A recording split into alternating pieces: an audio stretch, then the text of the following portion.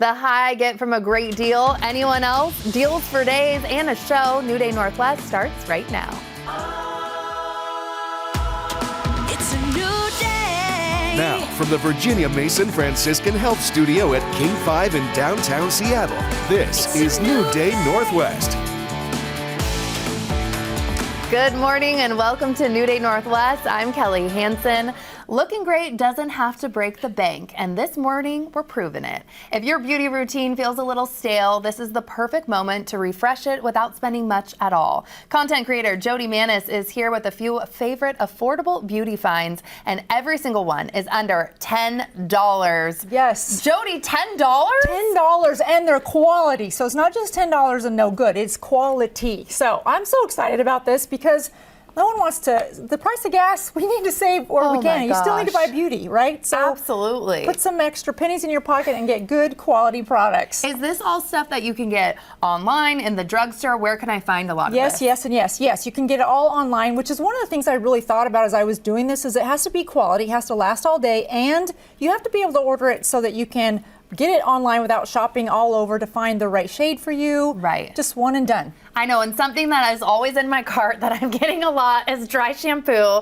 What are we starting with here? Okay, What so brand? dry shampoo, first of all, a lot of people are starting to travel and vacation time is coming up. I like a good dry shampoo. This one is by Eva Nye. Now, what I like about this is it's a clean version. Okay. And it is vegan, and it is cruelty-free, and no whiteness. As I say that. Really, when it's this close to your hand, it's always white. Never spray it that close to your. It should be about 8 inches away. So can I spray some? Please. I need it today. So watch the volume that we're going to get from a good dry shampoo. Now again, you want to go 8 to 10 inches. And that's usually the thing, like I said, that I'm worried about, like white showing in your hair in the morning. Yeah, and it won't if you hold it far enough away. This it's going to, obviously. But the way I just did it, and look at the volume. I know. Should we just do the other side? Please. Okay. Make me even. This feels so good too, and it smells really good. It's not overpowering. It just smells clean and fresh. Yeah, like a little citrusy. Yeah, $6 for this. $6. Yeah, and that's a perfect size too for travel, because I don't need it every single day, but once in a while. Once in a while. And a good trick with dry shampoo is put it in the night before you're going to need it. Because what happens is as you're sleeping and you're moving your head on your pillow, this is moving around. Like I just did to kind of give you a little extra fluff. That's working while your head is moving as you're tossing and turning all night. So it does the work for you, and then you wake up and it's already done. That oil has been absorbed. Any scents that you might have that you don't want, that's all been absorbed. Pro tip, I'm really digging that. I'm going to start seeing that trick and report back. Yeah, definitely worth it. We're moving right along to a large eyeshadow brush. Why do you like the large one in this brand? I love, this is by Morphe, and this is the M303 brush. Now, here's one for you. What I like so much about this brush is you can do a lot with it. So see, it's tapered at the top, and it's beveled. So you can do all over your eyelid. You can use the tip to do the crease. You can use the tip to do underneath your eyebrow if you want to line your eyebrow, which a lot of people do with a lighter shade on the bottom. You can also use this to smudge out the eyeshadow across the bottom under eye.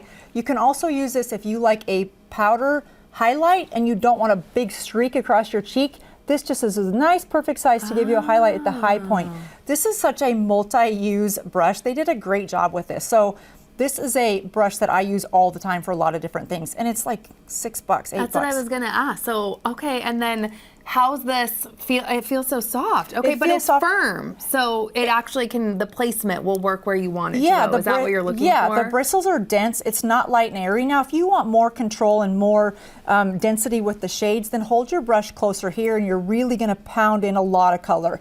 If you want a lighter touch, then put your hand back here as you're going to softly apply, and you're going to get less product on your eye or where you put it in a softer blend. So lighter hand, more controlled up here. This is feeling good in my hand. Nice? I like that. Great brush. Okay, moving right along to a Silky Blur Concealer. Okay, this is a fantastic dupe for the new Charlotte Tilbury Air Flawless Fountain Concealer, which I'm a big fan of. It is full coverage. It is a semi-matte, they call it, and what I like so much about this is it does not crease.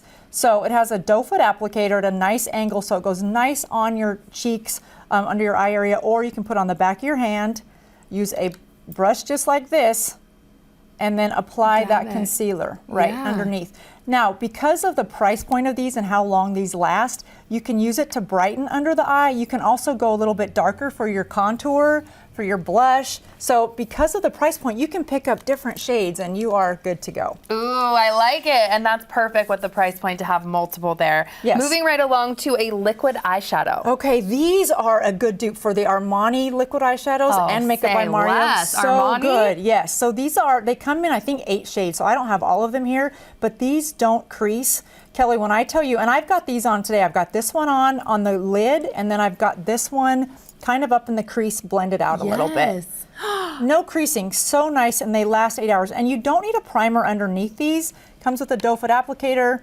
Can put it right where you want. They dry down to be almost a matte, and they don't move once you put them on. Okay, because usually a liquid eyeshadow for me, I do see the crease, and that's why I sometimes go away from it. But no. This from Target too, $8. Yes, you should try these. Okay. We'll hook you up. You're going to Sold. keep some of these. Anything Jodi says, I will do. So a velvet liquid a lot of pressure. eyeshadow. Can't get this one wrong. Maybelline lipstick is next. Lots of shades. Tell me more. Lots of shades. So this is their serum lipstick, and it is very hydrating. It has hyaluronic acid in it. This comes in 8 shades, and if you see this lighter container, case, yeah, it is. These are satin, and then they also have a whole matte line. So if you are somebody that likes matte lipsticks, very hydrating. They last all day. They dry down to be just very, hydrating and nourishing looking. You can see a little bit of that. That does feel hydrating on the skin, you can tell. I like a little gloss with that. So if you're somebody that likes a full glam, this can certainly work with that. Or if you're somebody that just likes a very simple look, they've got some lighter shades to just give yourself a real pretty look. Perfect, $10 at Ulta. And then moving right along to Revolution Powder Pops Instant Blur Setting Powder. Tell me more. Yes, okay, so we're getting into the warmer season, so you do need a setting powder. And these come in different shades. So if you're somebody that likes to brighten underneath your eye, this is a nice yellow color.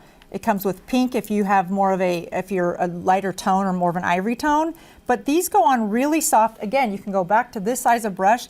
The thing with powder is be strategic with it. No one needs to powder their entire face. Even if you are oily, you don't need to powder your whole face. I always did until you told me this last time you were on. You were like, no, put it on your T-zone or where you need it. Like, be strategic. Don't put it all over your face. Yes, only where you need it. And then find a color that complements your skin tone. So there's some that are clear. This is yellow for brightening if you have more yellow or warm tone skin tone, and then pink is for more cool tone skin. Last but not least, Good Molecules. What can you tell me about this serum? Oh my gosh, hyaluronic acid is your best friend, especially as we're getting into the dry season. And at this price point, you can get something like this for not only your entire face after you've washed your face, but I use this for my elbows and my feet because it's so inexpensive. Good point. I know, right? And because, at that price point, you can add it to your entire body routine. Ooh. And just put a little bit of this, obviously, on your face.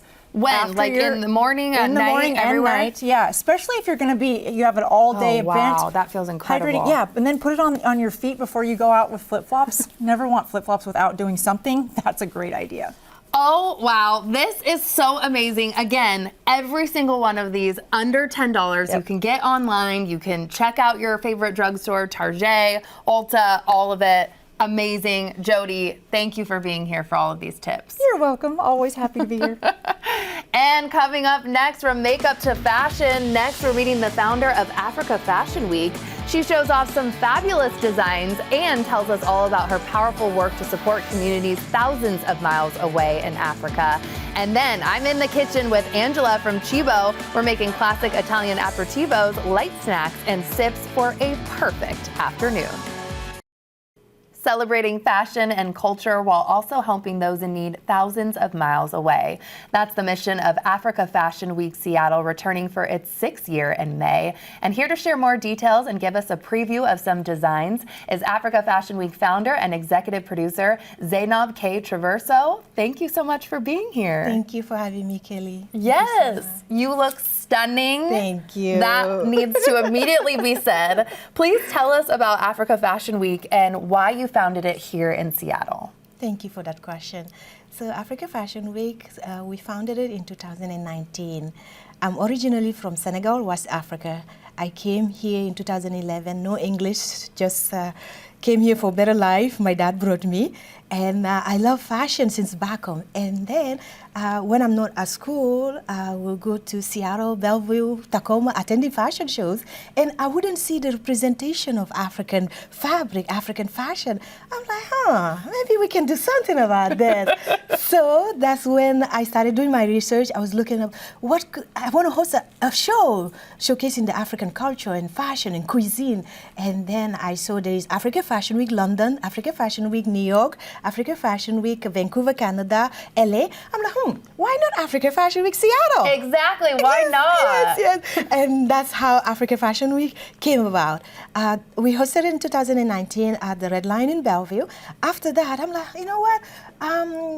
I know the people I left back home, they still need some assistance. Right. God has blessed me and so many of us Africans to come in America. We have so many opportunities. I'm like, what can I do with my passion for fashion? Use this platform to change lives back home. So that's when we included the humanitarian part of the fashion show, which is hosting the fashion show every year, raise money, and help 2 schools in Senegal where I'm from. And one of the schools is where I went. In primary school. That's where I studied. And I want to get to the models too that you brought too. Amazing. You brought several along. We're going to look at the design. We're starting with this first one. What can you tell me about the designer, who the designer is? Fabulous. Yes, so the designer would be myself. You go, girl. Yes. So this outfit is a typical Senegalese, South Senegalese Casamance village girl. So she's a daughter of a king. So she's a princess. So the beads are handmade, everything handmade. Yes, even spectacular. Yes, the fabric that she's carrying in her hand is also handmade by locals. And she's representing the daughter of the king. Beautiful. Thank you so much. That is amazing. Love to the designer. We must. We're going with our second outfit. Again, what can you tell me about the designer and where this one's worn? The designer, his name is Stefano Musa, and he's from Tanzania. Yes, so this also represents royalty. So this outfit can be worn by a king, a prince, to go to a wedding. That is giving wedding vibes. Yes, and if you're here in America, you can wear it to a red carpet. The Emmys are coming up, so there we go. Okay. Yes. Spectacular. Thank you so much. Love that. And then our third look, again, what can you tell me about this amazing look? Yes, this design is from a designer from Senegal. Yes, it's she looks beautiful. She is indeed. The design is made by a designer called Maju Designs. He's located in Everett, Washington. Okay, local. Yes, and something like this you can wear also to a red carpet, and a bride can wear this, has a second look. What's the second look like? A second look for a bride. Oh, got it. Yes, this is the second look. Yes. I'm like, how can this get any better? Yes. The detail on that, on her arm and everything is really beautiful. Yes. Wow, red carpet, here we come. Thank you so much. Okay, let's bring out the next model. Who is the designer and where could this outfit be worn? Okay, so this designer also, his name is Serigne Couture. He's from Senegal, and he's located in Everett, Washington. And this outfit could be worn to a reception, wedding reception, and also, a bride can wear it. A bride from, let's say, Congo, Kenya, even Senegal, Gambia. Yeah, they can wear it. Yes. This fits like a glove. I'm obsessed with this. Amazing. So is it a mermaid style? And then talk me through the neckline, because that's really spectacular. Yes, the neckline is like, let's go to the sky. Let's try to touch the sky. Yes. Wow, so form-fitting, really beautiful. All your models are so stunning, gorgeous, gorgeous. Thank you. We're going to, I believe, our last model. Please explain what we're seeing now. Sure. Wow. So yes, the last design is made by the designer himself. He's the designer. Whoa, work it. Yes, and he's Stefano Musa from Freedom Fashion. He's located here in Seattle, but originally from Tanzania. That's a design a king will wear, a royal prince will wear, and also you can wear it as a groom. Wow. Yes. How did you find all these designers? From, I guess, just the network here in Seattle. Yeah. And them also hearing about African Fashion Week, they feel the need to come be part of something big. Something Yes. bigger than Yes. yourself, Yes. you know? Yes. Thank you so much to all of the models, all of these outfits. Yes, thank you I so need that. much. I'm so underdressed today. I had no idea. You look amazing. So do you. How can people attend your event? I'm sure people at home want to know. Yes, so Africa Fashion Week is going to be on May 16 in Bellevue, Washington at Vassar Park Ballroom. So we are expecting around 200 to 300 guests, and it's going to be from 6 p.m. to 10 p.m. May 16. Okay, Yes. put it on your calendar. Yes. Thank you so much for being here and thank you for your time. Gorgeous outfits there. Thank you for having me, Kelly. Yes. Really appreciate this. And a reminder, Africa Fashion Week Seattle, like you just heard, is on May 16th from 6 to 10 p.m. at Vassar Park Resort in Bellevue. And coming up next, we rate this month's book club pick, How the Correspondent by Virginia Evans fares next.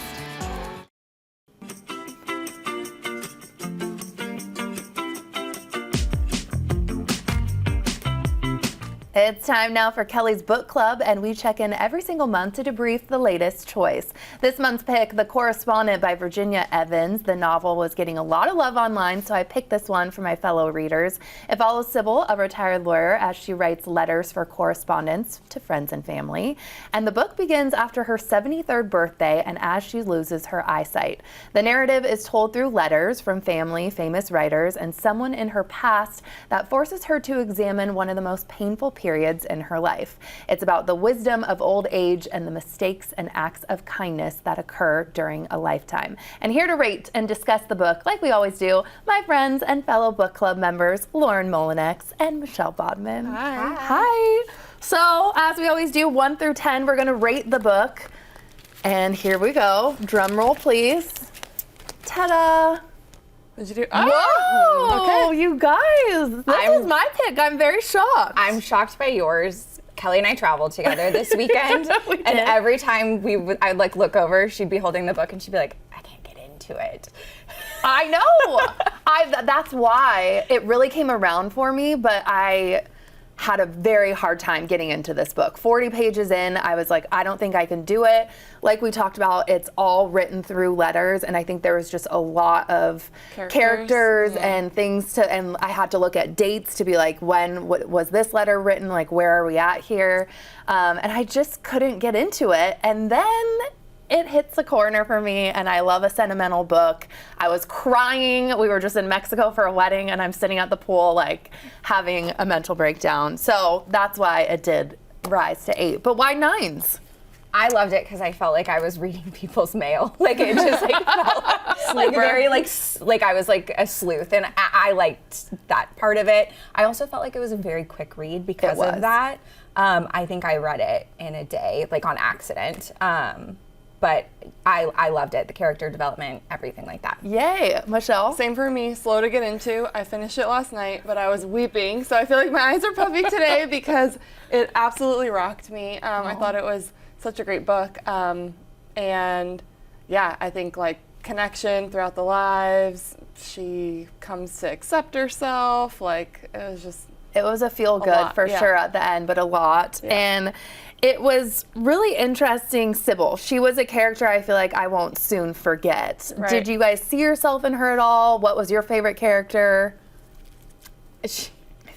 Yeah, I saw a lot of myself in Sybil, unfortunately. I think just like her like follow up and her like sharpness. She was losing her vision, but she was able to like articulate and keep things clear in letters, and she was just really on it, and I enjoyed her. She was, I mean, I get it was only like really one character because it was just her letters, but I loved her. yeah, I also love the neighbor, you know. Oh, I know. He was so sweet. Yes. And Fiona, the daughter. So yeah, there are a lot of characters. Harry, which I was thinking about him this morning actually, and I was like, he was like her little accomplice. Yeah. Like a lot of it wouldn't have transpired the way it would have if it weren't for Harry. Yeah. Harry was a neighbor, or he was a neighbor, and he was going through a hard time, a younger kiddo that ends up living with her for a bit. And so they had a very interesting relationship. I heard the audiobook on this pro tip is absolutely fantastic. So that was something. Help with the characters. Yes, and I think that would have helped too. Did you have any theories about who had the unsent pages, like who she was writing to throughout the novel? Did you clock that at all from the beginning? I didn't clock it. I did. I thought it was going to be her ex-husband until later we got that letter. Yes. And so it really came together at the end. And that's what I'm saying. I think this is a slow burn. You have to give it a chance. But then when everything starts kind of raveling together and tying up in a nice bow. That's true. I forget walking past you on the airplane and you just finished and you were like, I'm wrecked. I'm wrecked. The poor woman next to me, whose name was also Kelly, was like, are you okay? And I was like, no. I loved this too. Sybil ends up in quite a love triangle with one of the neighbors, Theodore and Mick. Who were you rooting for to end up with? Because it was Theodore. Yes. Honestly, I was like, you go, girl. 73, and you got 2 options. Like, get it. That's what I was thinking too. I was like, wow, that is really great. Did you like the ending? Because in development, I hear this is going to be a major motion picture with Jane Fonda. Oh, I think that is the perfect This will choice. be a fun girl's It was night. like Jane Fonda or Meryl Streep, like one of those two. Just This will be a great girls' night. We're going. Yes. What did you guys think, though? Did you like the ending? Would you recommend this, obviously, with Nines to Friends? Yeah. And you recommended this to another one of our friends, and she also was like, what the heck am I reading? And then what did she think at the end? Everybody loved it at the end. Yeah. It ties everything in together really nicely. And we're all gonna go and see the movie with Jane Fonda. Thank you so much, ladies, as always. I'm glad I picked a good one. I'm very proud of myself. Great job. And as always, you can join Kelly's book club. Just text book club to 206-448-4545. And next month's pick is right there. It's already chosen. It's Michelle's, and it's entitled Yesteryear. It's about a trad wife influencer who suddenly awakens in 1855. She must unravel whether she's living a nightmare or in a twisted reality show or something far more sinister. Ooh, that's a tease. Happy reading.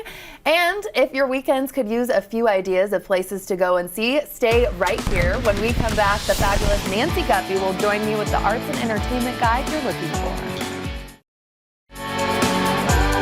It's a new day. The Life of Michael Jackson is heading back to the big screen, and it's already generating major buzz. Evening St. Brian has your first look. Just have all these songs in my head. Make no mistake, the Michael Jackson biopic comes with the full backing of the Jackson estate and is designed to celebrate the King of Pop's talent and to drown out the controversy that haunted his later years. The world needs some love right now, and that's what Michael was about. At the world premiere of Michael in Berlin, all eyes were on Jafar Jackson, Michael's nephew, Jermaine Jackson's son, tasked with becoming the pop idol on screen. It was a lot to take in. You know, I'd never acted before.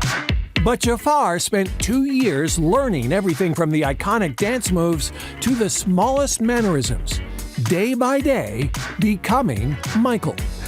Let's do it again. Yeah, I missed that. Yeah. Jafar never stopped dancing. He was rehearsing all the way up to the moment we start filming. It's natural. It's a flow. All together. I remember looking in the mirror right before going on stage. I had the full hair, makeup, and wardrobe, and I had a couple moments to myself just saying, like, wow, I'm really here. There's no going back. It's time to go out there and put on the best show ever. The movie takes us back to the Jacksons' early years in Gary, Indiana, where their father, played by Coleman Domingo, made every single decision. Y'all want to work in a steel mill like me for the rest of your days? No, sir. Yeah, because I sure as hell don't. Newcomer Giuliano Valdi plays the young Michael. It was an amazing experience. I love Michael Jackson, and he's the greatest entertainer of all time. That's the legacy the Jackson family wants to restore, and the movie reportedly required $15 million in reshoots and had to be pushed back a year to achieve it. For Michael's family, one performance in particular hits close to home. A lot of people emulate Michael, but Jafar became Michael on that screen. There's nothing like it, brought tears to my eyes. Spread love, joy, and peace. That is what I want the world to feel.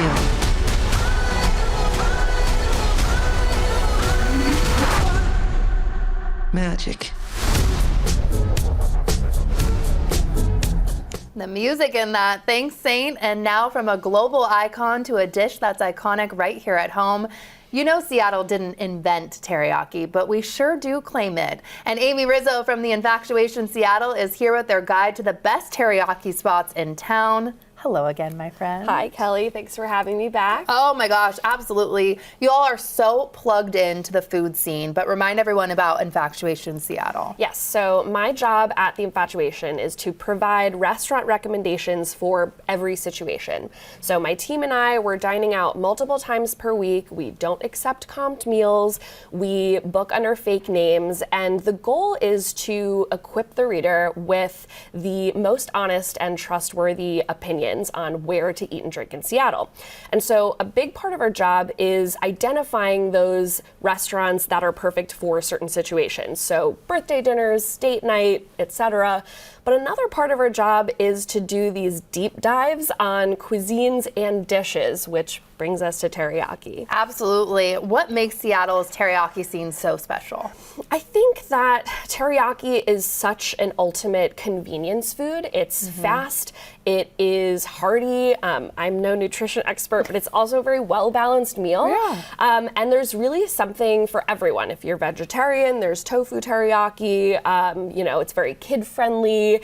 And also, even though it's a very on-the-go kind of food, you could go to all of these places and sit down and they'll put it on a really nice plate and you can relax before getting back to your busy schedule. And no matter the price, it really stretches out. You could make multiple meals out of it. Definitely. And so I just think that teriyaki meets you where you're at, and I think that's why Seattleites resonate with it so much. I want to get to your list. You have some favorite spots to try. We'll talk about your judging criteria while we go in. First spot, Toshi's teriyaki. Yes, so Toshi's is the original, and it's the original for a reason. Chef Toshi Kasahara introduced his teriyaki stylings to Seattle after he moved here from Japan in the 70s. And so when he opened his spot, the rest is quite literally history. It caused this huge boom, and he still owns and operates his location in Mill Creek, and I think it's a very worthy pilgrimage. His chicken is this masterclass in simplicity, and it has a lovely char, and the rice is perfectly fluffy and steamed, and his spicy sauce is so good I would sip it like a digestif. As you should. Mana Teriyaki's next. Yeah, so there's a saying that the best teriyaki spot is the one that's closest to you. And I will admit, Mana is the one that's closest to me. It's my neighborhood go-to. But my team and I did an experiment, you can find it on social media, where we each brought together our neighborhood go-tos to do a blind taste test, and Mana was the unanimous winner. I just think it's a very reliable North End choice. It's on Lake City Way, and they have also a lovely char, and their salad dressing is wonderful, and they're just so reliable. I think I've been around 50 times. My stomach is rumbling. Rainier Teriyaki's next. So Rainier Teriyaki, similar to Mana in that it's like the South End platonic ideal, whereas Mana is the North End. What I love about Rainier Teriyaki is that the marinade kind of seeps through the entire piece of chicken. It's not just on the outside. So you get this like very flavorful like soy sauce punch, and their salad dressing is very refreshing too at that intersection of like sweet and like sesame warmth. Yum, yum. Yasuko's is next. Yeah, so Yasuko's is also very much a classic, and they're located around Inner Bay. And what I love about their chicken is that it has the personality of Thanksgiving turkey, whereas like the other spots have this big, bold barbecue char. Yasuko's has more of a rotisserie kind of attitude. And what I love about their spicy chicken is that instead of sauce, they use a rub with lots of chili flake and lemongrass, which was a very unexpected ingredient that now I don't want teriyaki without. Unique. Okay, I've only been to a couple of these on the list, so I'm excited. Midori I have been to, so tell me about our last pick. Yes, everyone was telling me to go to Midori and to get this spicy garlic chicken. Is it technically teriyaki? I'm not sure, but it's really delicious. So picture this like fiery red sauce swirled with creamy drizzles of garlic sauce. The two just complement each other really nicely, whereas one is really hot and the other is very cooling. And with a bite of steamed rice, it's just phenomenal. How can people get more information on this, see your judging criteria, and the full guide? Yes, be sure to check out the guide on our website, theinfatuation.com/Seattle. My team and I went to 60 different places 60? to crown the best. So we did our homework, and you should definitely check it out. And also follow us on social media at infatuation_Seattle. How long did it take you to go to these 60 places? Because like you said, you don't just go once, like you do your research, you keep coming back to make your decision. Right. It's been sort of a lifelong search, but also we kind of condense things in a few months, but also meticulous phone notes and a very elaborate spreadsheet were necessary in order to kind of capture the nuances between each spot. I love following you guys on social media, so I must know what else are you working on? What's coming up? So spring has sprung, but we are already looking towards summer, so you'll have to stay tuned for all of our warm weather content coming out very soon. Oh, thank you so much. If you had to pick, could you even pick your favorite teriyaki? It would be the one that's closest to you, right? I think so. Mana is my tried and true. All right. Well, I'm gonna maybe go there for lunch today. I think that's the plan. Yeah, I'll meet you there. Okay, great. Thank you, Aimee. And dinner is obviously taken care of, and lunch. So now it's time for some entertainment. And when we come back, Nancy Guppy is here with the artists, the shows, and exhibits, and you won't want to miss this, so stay tuned. Welcome back. Looking for something beyond dinner and a movie? The Pacific Northwest offers plenty of arts and entertainment ideas to spark your next night out. And Art Zone's Nancy Guppy is back with a fabulous lineup. Hey. Hello, my friend. Sweetie. First up, singer-songwriter Ethan Tucker. Tell me more. Yeah, terrific singer-songwriter based here in Seattle. And Ethan has a band. He also, though, plays solo, which he recently did on Art Zone. And we have a clip of that performance. We're going to show that right now so people can get a sense of Ethan.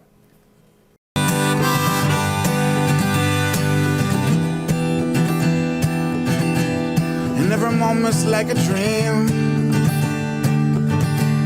and this life's a flowing stream of memories, it seems. Yeah, he has got an excellent songwriter, writes really great lyrics, very poetic, often very personal.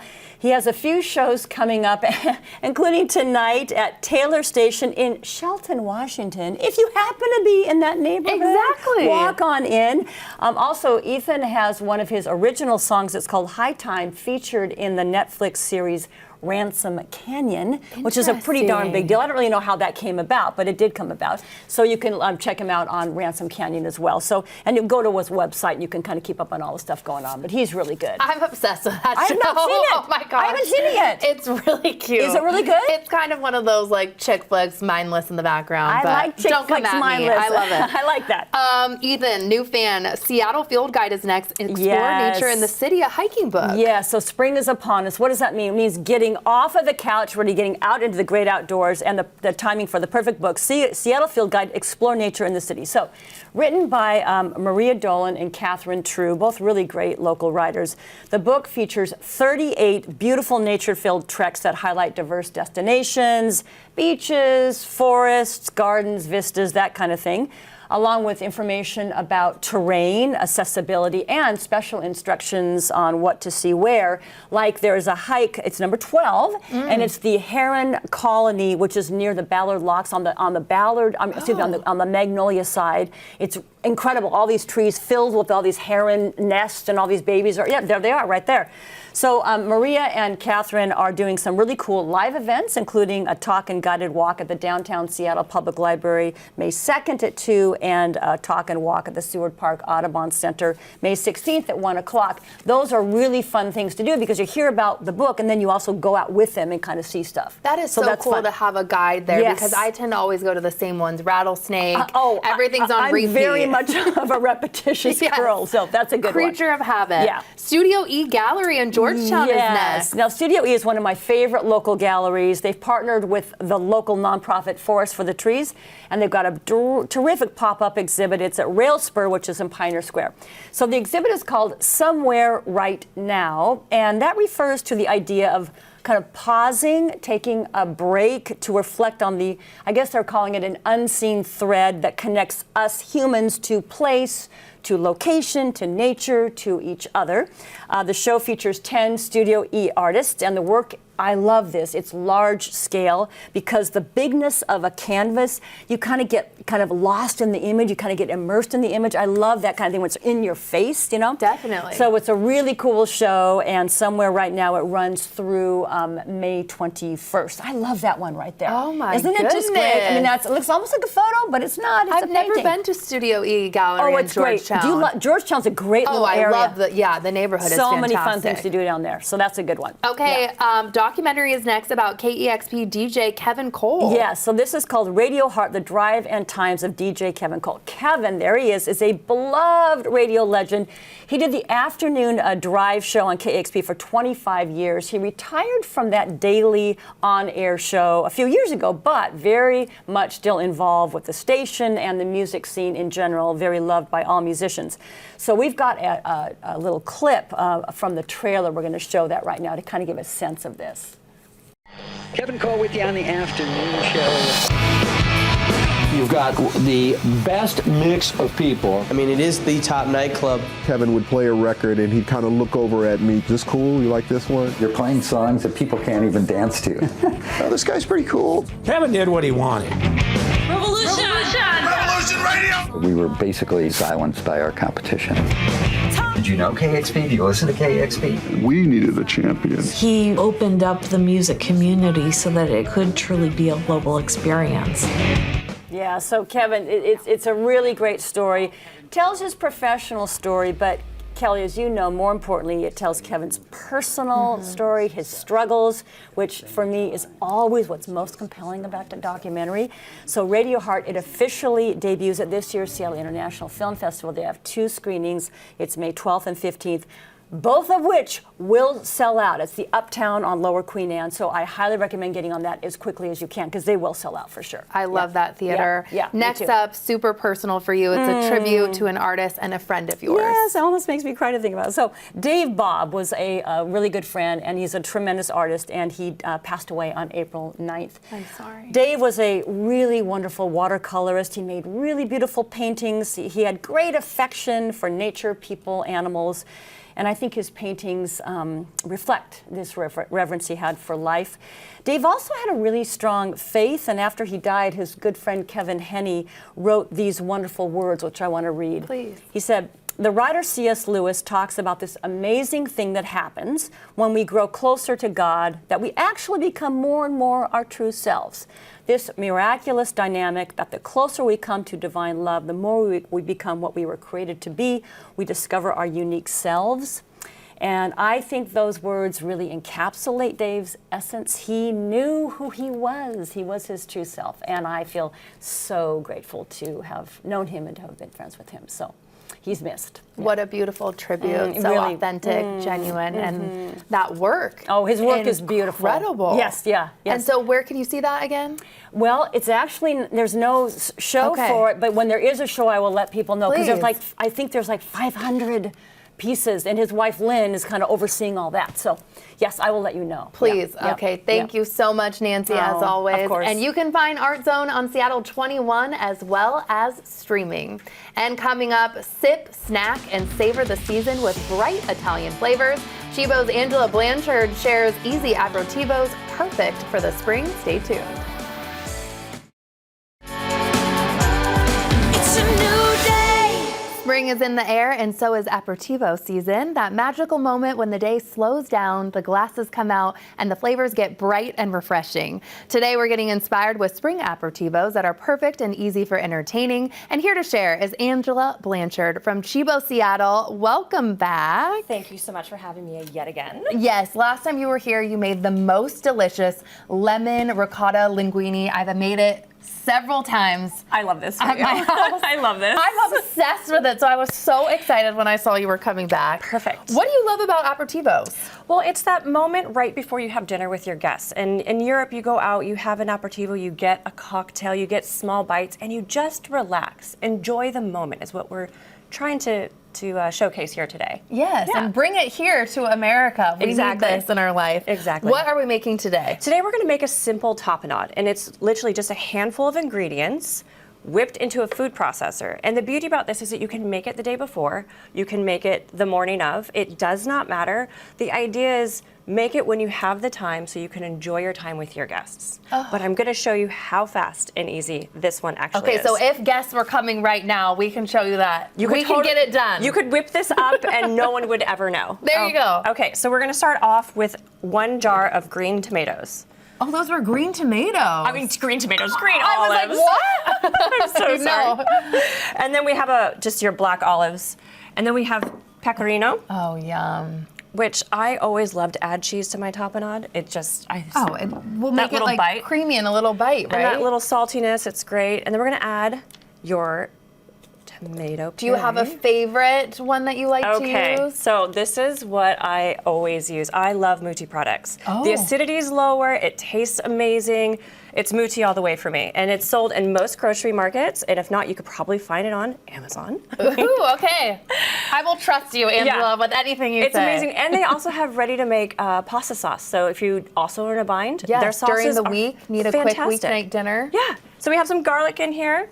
We're gonna do a little red wine vinegar. Ooh, yum. Just a little bit. We wanna kind of break up that salt and that fat with a little bit of acid. Okay. And then some good olive oil. And look at your container with that. You know, you know what you're doing when you have an olive oil container. That matches your shirt. Yeah, true. You really thought about this. You're really matchy. And then just a little lemon zest to keep things nice and bright. Okay. If you don't have a food processor, because obviously this would be easy, blender, a blender, yeah, is totally fine. Okay, for anyone at home or me. Yeah, a blender works just fine. Okay. And then what kind of consistency are we looking here while you pulse this? So as we start to pulse it, it's going to turn into like rough chunks, and then we're kind of looking for a consistency of like thick sand. We don't want to puree it too much to make it, you know, non-spreadable, but because we don't want it to be loose on the bread, we want to make it nice and chunky. So as you can see, that consistency is coming in, and we're starting to look like sand. Yes. Easy enough. Yeah. Okay, and while you're mixing that too, aperitivos are also all about sips. So what do we have here that I'm trying? We came out with a whole new cocktail line, and this is a basil-infused Campari spritz. So we make a simple syrup with basil, and then we use our Campari, and then we're gonna top it off with a little Prosecco. It's something very indicative you would get in Italy, Spain, at the aperitivo hour. Yes. It's nice, it's light, it's refreshing. This is very light. I can picture myself in the summertime or springtime just sitting outside having something like this, kicking back, relaxing. And again, you can make this in bulk. You can make the big batch of the simple syrup, you can add your Campari, and what you would wanna do lastly so you don't lose the fizz is the bubbles. Okay, how's this looking, and are we spreading? Do you need this bread? Yeah, I'm gonna go ahead and make you a quick piece. Ooh, I can't wait. What else did you bring here too? What is this dish? Okay, so that is another latest and greatest. That is burratas topped with a berry compote that we have rendered down with a little red wine. Thank you, thank you. And orange zest, and then that would also go on a piece of charred bread. Oh, okay. And then you have a new book too while I'm trying this, Entertain Like an Italian. Please tell me all about it. Yeah. Basically, we're just trying to get everyone in on the fun. And I want to showcase how easy it is to make all of these recipes for all of your guests, your friends, your family, anyone, your neighbors. Have them come over, enjoy some of these dishes together. They're so easy to make. They're actually on the healthier side as well. And the cocktails that we've paired with these dishes are just so fun, and they're new. Everything's brand new. So, and I want to talk about, you can download this book. Tell everyone more. Like, yes. what? If you go to CIBOSeattle.com, you can go ahead and download the book. It's so easy, and it's not expensive, and then that way it's always on your phone. So let's say you forgot the grocery list. Well, guess what? It's on your phone. It's downloadable. It's easy. It's there. This is so good. The flavors you always bring to the table, I'm in awe. Like the garlic, everything is paired so delicious.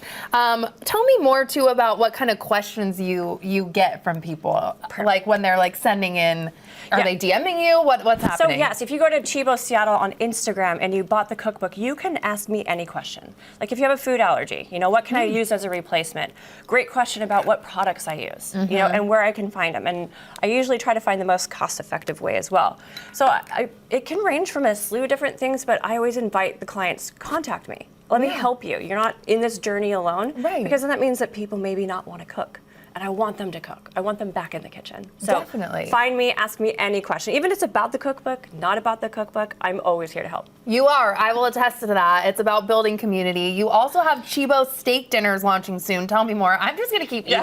No worries. I'm losing my mind over this. Yes. So good. So take your favorite steakhouse restaurant and then your favorite Italian restaurant and combine the two of them. And that's what we're doing. We're offering high-end steak dinners paired with amazing pasta dishes. We have the most amazing pastry chef right now, and she and I are recreating a whole new spring-summer line.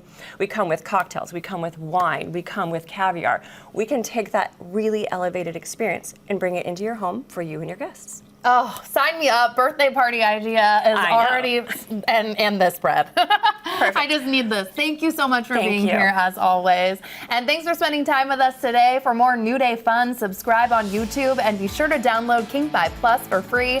Don't forget to enjoy your new day, and we'll see you next time.